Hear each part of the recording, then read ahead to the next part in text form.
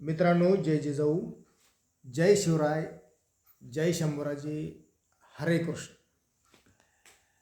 मित्रांनो, आज आपण भाषण कलेच्या संदर्भामध्ये बोलणार आहोत. म्हणजे जे नवोदित वक्ते आहेत, अनेक सहकारी असतात, अनेक मित्र असतात, अनेक बोलणारे व्यक्ती असतात. प्रत्येकाला वाटत असतं की मी भाषण केलं पाहिजे, मी बोललो पाहिजे, मी व्यासपीठावर जाऊन बोललो पाहिजे, मी बऱ्याच लोकांच्या समोर जाऊन बोललं पाहिजे, समुदायासमोर मी अभिव्यक्त झालो पाहिजे, माझ्या मनातली खळबळ मी अनेक लोकांसमोर सांगितली पाहिजे व्यासपीठावर जाऊन. माझ्या भावना, माझे विचार, माझं हितगुज, माझं मत मी लोकांसमोर व्यक्त केलं पाहिजे.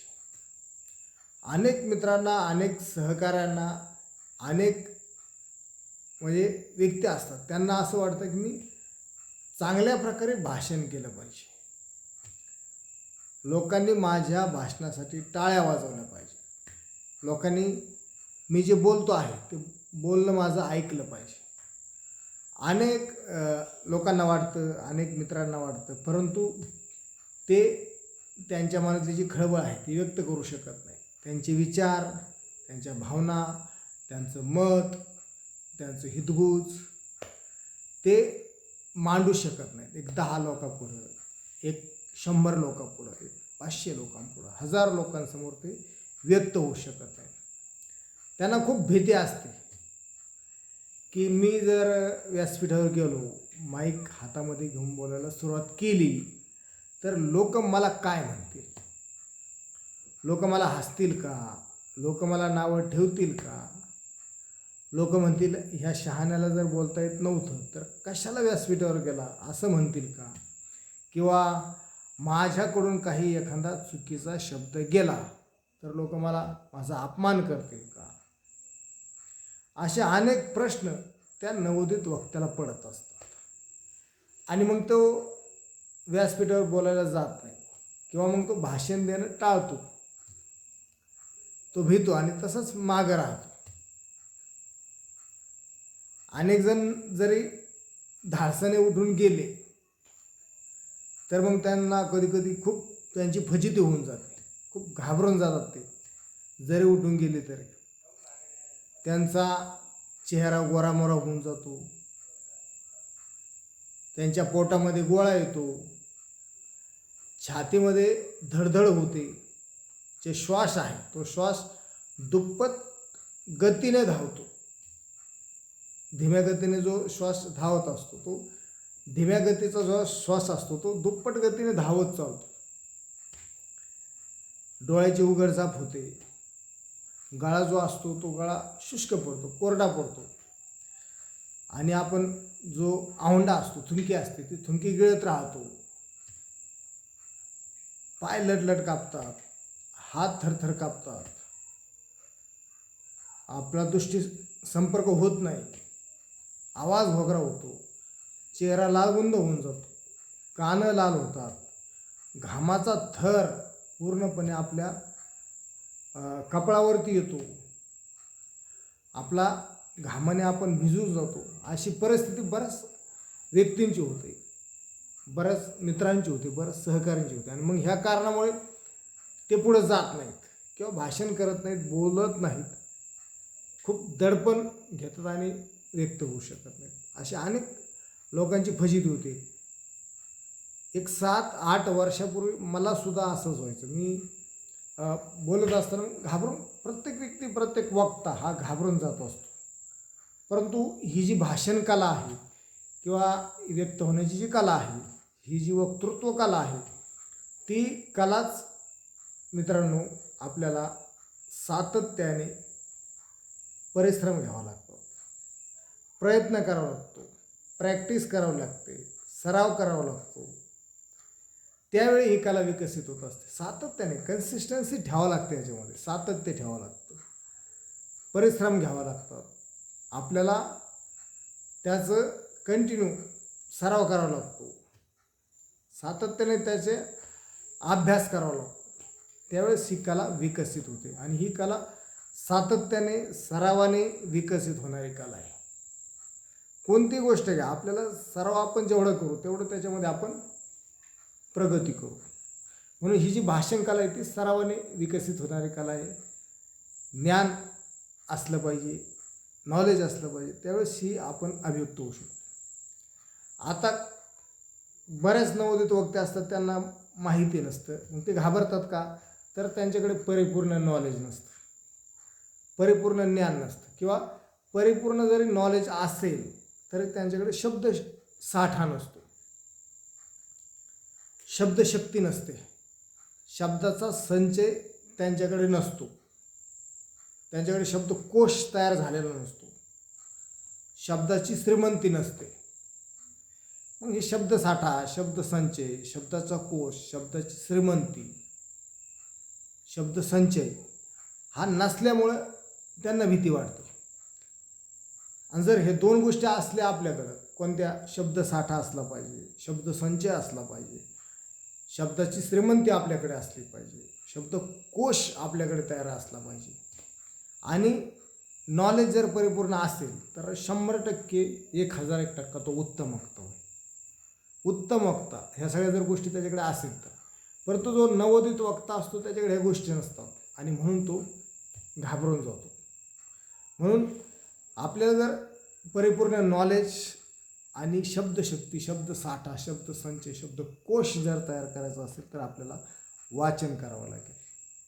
वाचनामधून आपल्याला खूप शब्दसाठा मिळतो, शब्दसंचय मिळतो, शब्दाची श्रीमंती आपल्याकडे तयार होते आणि मग आपण अभिव्यक्त होतो. नॉलेज पण मिळत चालतं, अनेक चौफेर विषयाचं नॉलेज आपल्याकडे येतं आणि मग तो माणूस गुरगुरल्याशिवाय राहतच नाही, बोलतोच तो. म्हणून आपल्याकडे परिपूर्ण नॉलेज असलं पाहिजे, शब्दसाठा, शब्दसंपत्ती, शब्दाची श्रीमंती आपल्याकडे असली पाहिजे, तेव्हा आपण अभिव्यक्त होऊ शकतो.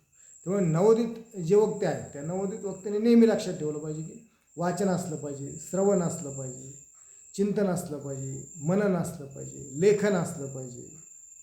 या सर्व गोष्टी आपल्याकडे असल्या पाहिजे, तेव्हाच आपण अभिव्यक्त होऊ शकतो. ह्या गोष्टी नसतात आणि लगेच भाषण करायचं जातं, त्यामुळे मग ही फजिती होऊन जाते. त्यामुळं ज्या गोष्टी वाचन, श्रवण, लेखन, चिंतन, मनन हे आपल्याकडे असलं पाहिजे, अभ्यास असला पाहिजे, परिपूर्ण अभ्यास असला पाहिजे, शक्ती आपल्याकडे असली पाहिजे, शब्दाची संपत्ती आपल्याकडे असली पाहिजे, शब्दकोश आपल्याकडे तयार असला पाहिजे, तेव्हा आपण बोलू शकतो. आणि नवोदित वक्त्याने घाबरून जाण्याचं काही कारण नाही. नवोदित वक्त्याला वाटत असतं की मी आता माझं नाव घेतलेलं आहे, मग मी पुढे जाऊन व्यासपीठावर जाऊन काय बोलू, काय कुठून सुरुवात करू, कसं बोलू, मला येईल का, किंवा मग खाली बसल्याच्यानंतर खूप काही सुचलेलं असतं, खूप काही आठवलेलं असतं, खूप काही असं बोलावं वाटतं त्यांना की मी खाली बसल्याच्यानंतर व्यासपीठावर गेलो असं बोलन, तसं बोलन, ही गोष्ट समजून सांगेल किंवा हा मुद्दा मांडेल. परंतु तिथे गेल्याच्यानंतर आणि तो समुदाय पाहिल्याच्यानंतर तो पूर्णपणे ब्लँक होऊन जातो, त्याला जे आठवलेलं असतं ते पूर्णपणे विसरून जातो, विस्मरण होऊन जातं त्याचं. आणि मग काहीतरी 1-1.5 मिनिटामध्ये तो बोलतो, एखादे सेकंद 2 सेकंद बोलतो आणि निघून येतो. मग खाली आल्यानंतर पश्चाताप करतो की अरे बापरे मला हे बोलायचं होतं परंतु मी बोललोच नाही. अशा गोष्टी अनेक वाक्यामध्ये होतात, नवीन. आता आम्ही जुने आहोत, आम्हाला जसं एखाद्या विहिलेला पानं फुटतात तसे आमच्या शब्दाला शब्द जोडून आम्ही तो विषय तयार करतो किंवा वाचलेलं असतं, विनोद सांगतो, गोष्टी सांगतो, चुटकुले सांगतो, कथा सांगतो, कादंबरी सांगतो. मग ते अनेक प्रसंग सांगून आम्ही ते विषय लांबवतो किंवा मग तो आम्हाला बोलता येतो. परंतु नवीन वक्त्याला हे खूप जड जातं. मग त्याच्यामुळे काय करायचं तर हे परिश्रम घ्यावं लागतं, सातत्याने आपल्याला छोट्या मोठ्या कार्यक्रमामध्ये बोलावं लागतं, सराव करावा लागतो, प्रॅक्टिस करावं लागतं. मग माणूस हळूहळू तो वक्ता तयार होत चालतो. तसा वक्ता तयार होत नाही, तो विकसित कसा होईल तर तो सातत्याने त्याला परिश्रम करावं लागतं, त्याला बोलावं लागतं, सातत्याने कन्सिस्टन्सी ठेवावं लागते, तेव्हा तो बोलू शकतो. आणि जरी नवोदित वक्त्याला एखाद्या कार्यक्रमामध्ये बोलवलं आणि त्याचं नाव जर घेतलं, त्याच्या नावाचा जर उच्चार केला की अशा वक्त्याने अशा व्यक्तीने येऊन इथं 2 शब्द बोलावा किंवा मनोगत व्यक्त करावा किंवा संबोधन संबोधित करावं. तर घाबरून जायचं काही कारण नाही मित्रांनो. नवीन मित्रांना मी जाणीवपूर्वक सांगतो की घाबरून जायचं काही कारण नाही. प्रत्येक वक्त हा घाबरलेलाच असतो पहिला, परंतु तो एक भीतीचा टप्पा त्याने जर ओलांडला तर त्याची भीती निघून जात असते. नवोदित वक्ते जे आहेत त्यांनी कधी घाबरून जायचं नाही. कारण काय होतं, ज्यावेळेस आपलं नाव घेतलं जातं, व्यासपीठावर जातं, आपण अगोदरच श्वास रोखून धरलेला असतो. अरे बापरे, माझं नाव घेतलं, आता मी तिथं जाऊन काय बोलावं. तर एकदम धीम्या गतीने, म्हणजे कसं एकदम सावकाश, परंतु आत्मविश्वास आपल्यामध्ये असला पाहिजे. एकदम आत्मविश्वासाने आणि सावकाश आपण त्या ठिकाणी जायचं. म्हणजे सिंहाच्या चालीसारखी चाल असली पाहिजे. उगाच शेळीच्या चालीसारखी चाल नसली पाहिजे. सिंहाच्या चालीसारखी एकदम आत्मविश्वासाने आपण त्या ठिकाणी त्या व्यासपीठावर जायचं. आणि व्यासपीठावर गेल्याच्या नंतर मित्रांनो त्या ठिकाणी आपण 15 ते 17 सेकंद काहीही बोलायचं. 15-17 सेकंद लगेच निघून जातो. आणि मग माईक हातामध्ये घेतल्याच्यानंतर किंवा पोडियम समोर गेल्याच्यानंतर आपण 15 ते 17 सेकंद समोरचा जो समुदाय आहे, जे श्रोते आहेत, श्रोतवर्ग आहेत, त्यांच्याकडे पाहायचं. 15 ते 17 सेकंद ते पाहिल्याने काय होतं, मग आपल्याला पुढं बसलेले जे श्रोते आहेत ते कंटाळलेले आहेत का हे लक्षात येतं. पहिलं तर उत्साही आहेत का हे पण लक्षात येतं. किंवा आपल्या भाषणासाठी ते त्यांच्यामध्ये उमेद आहे का, ते भाषण ऐकायला तयार आहेत का हे पण लक्षात येतं. म्हणून 15 ते 17 सेकंद आपण चौफेर नजर फिरवायची. ती नजर कशी फिरवायची, तर डब्लूमध्ये फिरवायची. म्हणजे इकडं पाहायचं, सेंटरला पाहायचं, परत इकडं पाहायचं, परत तिकडं पाहायचं, असं डब्लूमध्ये नजर फिरवायची 15 ते 17 सेकंद. नजर फिरवल्याच्या नंतर आपण त्या ठिकाणी स्टेबल होतो, शांत होतो. जो आपण चालत असताना जो आपला श्वास असतो तो दुप्पट गतीने धावलेला असतो, तो श्वास 17 सेकंद शांत होऊन जातो. आणि 17 सेकंद शांत झाला, आपण चौफेर नजर मारली, चौफेर दृष्टी संपर्क केला, तर आपल्या पण लक्षात येतं की किती वयोगटाचे श्रोते या ठिकाणी बसलेले आहेत. बालक आहेत का, किंवा मध्यम वयोगटातले आहेत का, किंवा वयोवृद्ध आहेत का, महिला किती आहेत, तरुण वर्ग किती आहे, वयोवृद्ध किती आहेत, लहान लहान मुलं किती आहेत, हे आपल्या लक्षात येऊन जातं. मग आपण त्या ठिकाणी काय बोलायला पाहिजे हे पण लक्षात येऊन जातं. म्हणून 15 ते 17 सेकंद नजर फिरवायची. जसे माननीय राजसाहेब ठाकरे येतात आणि 15-20 सेकंद ते चौफेर पाहतात. 15 ते 20 सेकंद आपण चौफेर पाहायचं. मग तो शांत श्वास पण शांत होऊन जातो. आणि आपल्याला जे बोलायचं आहे, श्रोते पण आपल्याला कळतात की उत्साही आहेत का, कंटाळलेले आहेत, किती वयोगटातले श्रोते आपल्यासमोर बसलेले आहेत हे आपल्या लक्षात येतं. आणि मग आपला स्टेबल श्वास झाल्याच्यानंतर ज्यावेळेस आपला स्टेबल श्वास होतो त्यावेळेस आपल्यामध्ये आत्मविश्वास येतो. जोपर्यंत आपला स्टेबल धावतो तोपर्यंत आपण स्थिर नसतो. म्हणजे श्वास धावतो तोपर्यंत स्थिर नसतो. श्वास स्थिर करणं गरजेचं आहे. ज्यावेळेस आपण श्वास स्थिर होतो त्यावेळेस आपण चांगल्या प्रकारे आपल्याला आठवू शकतो. म्हणजे जर मेमरी आपली आहे, ती मेमरीमधलं जे आपल्याला जे बोलायचं ते आठवतं लगेच आपल्याला. आणि आठवायला लागलं की आपण बोलायला लागतो. म्हणून पहिलं तर त्या ठिकाणी गेल्याच्या नंतर नवीन वक्त्याने 15 ते 20 सेकंद बोलायचं नाही. आणि नंतर मग बोलायला लागलं की मग तो जो विषय आहे तो विषय आपल्याला मांडता येतो, स्थिर होतो, स्टेबल होतो. आणि मग आपल्याला काय सुरुवात करायची, कशी सुरुवात करायची, कुठून सुरुवात करायची हे आपल्या लक्षात येतं. आणि पहिलं तर लक्षात घ्यायच्या अगोदर आपलं जे भाषण आपल्याला करायचं आहे, उदाहरणार्थ ते भाषण आपण मनात करायचं. मनाच्या गाभाऱ्यामध्ये, मनाच्या मंदिरामध्ये ते साठवायचं आणि मग ते व्यक्त करायचं पहिलं तर. म्हणून भाषण करत असताना कधी घाबरून जायचं नाही. श्वास स्थिर ठेवायचा आणि परिपूर्ण नॉलेज घ्यायचं. दुसरं म्हणजे शब्दशक्ती आपल्याकडे असली पाहिजे आणि आत्मविश्वासाने बोलायचं.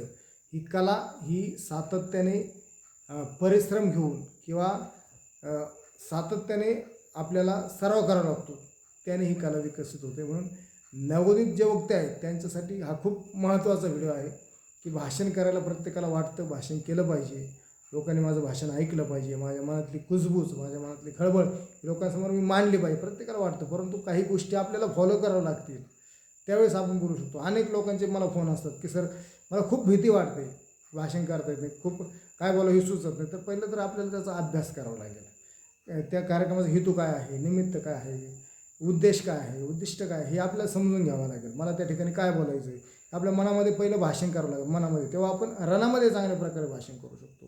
मनामध्ये भाषण केलं पाहिजे, आत्मविश्वास आपल्यामध्ये असला पाहिजे, शब्दशक्ती आपल्याकडे असली पाहिजे, शब्दसंचय आपल्यामध्ये असला पाहिजे आणि श्वासाचं खूप महत्त्व आहे. श्वास आपला स्थिर असला पाहिजे, धावत्या गतीने नसला पाहिजे. ज्यावेळेस ह्या गोष्टी सगळ्या काही प्रक्रिया घडून येते त्यावेळेस आपण 100% बोलू शकतो. आणि प्रत्येक व्यक्ती हा लहानपणापासून बोलतच आलेला आहे. पण साध्या सोप्या सहज सुटसुटीत म्हणजे सोप्या शैलीमध्ये बोलायचं असतं. तिथं जाऊन काही खूपच आडेओढे घेऊन बोलायची गरज नाही. त्यामुळे साध्या सोप्या सुंदर सुटसुटीत सोप्या शैलीमध्ये आपला विषय मांडा. तेच लोकांना आता पटतं, रुचतं, आवडतं आणि समजतं. अशा शैलीमध्ये बोला. उगाच ओढून ताणून सुशिक्षित किंवा खूप सुसंस्कृत असल्यासारखं बोलू नका. नाही तर काय होतं, लोकांना ते आवडत नाही. आपण जेवढं बघा, इंदुरीकर महाराज किती भारी बोलतात, लोकांना आवडतं, लोकांनी त्यांना डोक्यावर घेतलं. असे अनेक वक्ते आहेत. पोपटराव पवार असतील किंवा भास्करराव पेरे असतील, अशा सहज सोप्या सुंदर भाषेमध्ये बोलतात, ते लोकांना आवडतं. त्यामुळे खूप सुंदर सोप्या साध्या भाषेमध्ये बोलायला लागा. लोकांना आवडतं, लोक तुम्हाला डोक्यावर घेऊन नसतील आणि लोक तुमचं भाषण 2-2, 3-3 तास ऐकतील.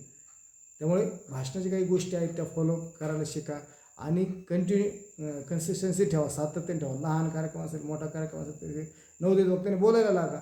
बोलायला हळूहळू प्रयत्नातून हे कला विकसित होत असते. मित्रांनो, हा व्हिडिओ आपल्याला जर आवडला असेल तर 100% लाईक करा, शेअर करा आणि आपला जो मित्र आहे त्याला एखाद्या राजकीय क्षेत्रात असेल, सामाजिक क्षेत्रात असेल, धार्मिक क्षेत्रात असेल, शैक्षणिक क्षेत्रात असेल, कला क्षेत्रात असेल, क्रीडा क्षेत्रामध्ये असेल, कृषी क्षेत्रामध्ये असेल, त्याला बोलायची आवड असेल तर त्याला पाठवा हा व्हिडिओ. म्हणजे तो व्हिडिओ पाहून त्याच्या मनामध्ये ती एक वेगळी ऊर्जा तयार होईल आणि तो बोलायला लागेल. म्हणून ज्यांना बोलण्याची आवड आहे त्यांच्यासाठी हा व्हिडिओ बनवला होता. मित्रांनो, आवडला असेल तर 100% लाईक करा, शेअर करा आणि यूट्यूब चॅनल सबस्क्राईब करायला विसरू नका. कंटिन्यू मला कॉल करा. अनेक असे वक्ते आहेत, अनेक असे मित्र आहेत, सहकारी, की त्यांना मी फक्त फोनद्वारेच ते बोलायला लागले. आपले प्रशिक्षण आहे, परंतु ऑनलाईन आहे, ऑफलाईन नाही. सध्या ऑनलाईन करत असतो. किंवा एखाद्या जर गरज असेल तर 100% मला कॉल करून जर त्याने विचारलं की असं असं आहे, तर मी त्याचं 2 ते 3 मिनिटातच उत्तर देऊन त्याला प्रश्न सॉल्व करतो. म्हणून मी कंटिन्यू सांगत असतो की फोन करत चला. रात्री 6 ते 8च्या दरम्यान निवांत असतो, त्या काळात तुम्हाला 100% सांगू शकतो. आवडला असेल व्हिडिओ तर 100% लाईक करा, यूट्यूब चॅनल सबस्क्राईब करायला विसरू नका. जय जिजाऊ, हरे कृष्ण.